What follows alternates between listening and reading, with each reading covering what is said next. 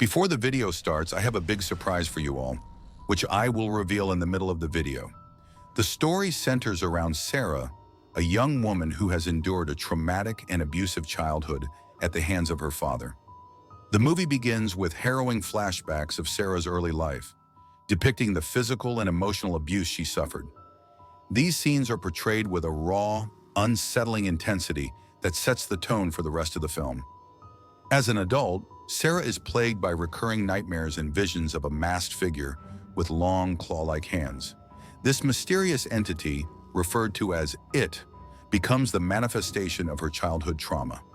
Sarah's life spirals further into chaos as she begins to see the figure in her waking life, creating a blurred line between reality and delusion.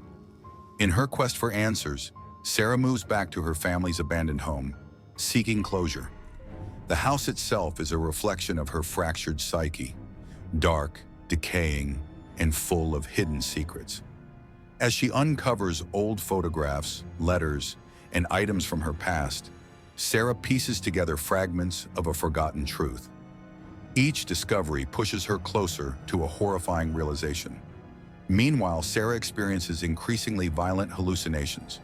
The masked figure with its grotesque claws appears more frequently, sometimes attacking her physically. This escalation forces her to confront whether the entity is a supernatural force or a projection of her unresolved trauma. The film builds to a tense confrontation in which Sarah is cornered by the entity in the family home. In a desperate attempt to overcome her fear, she fights back, only to discover that the monster is a distorted representation of her father.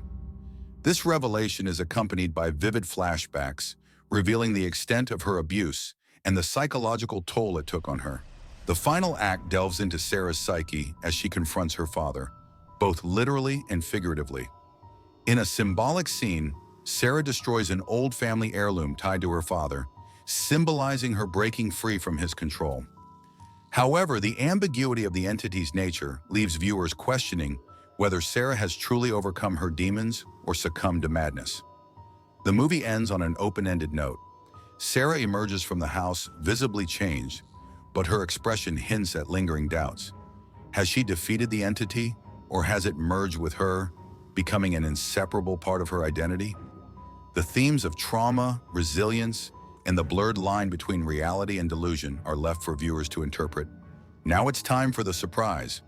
We will be gifting 10 USDT to 10 of our first 1,000 subscribers, so make sure to subscribe and then let us know in the comments.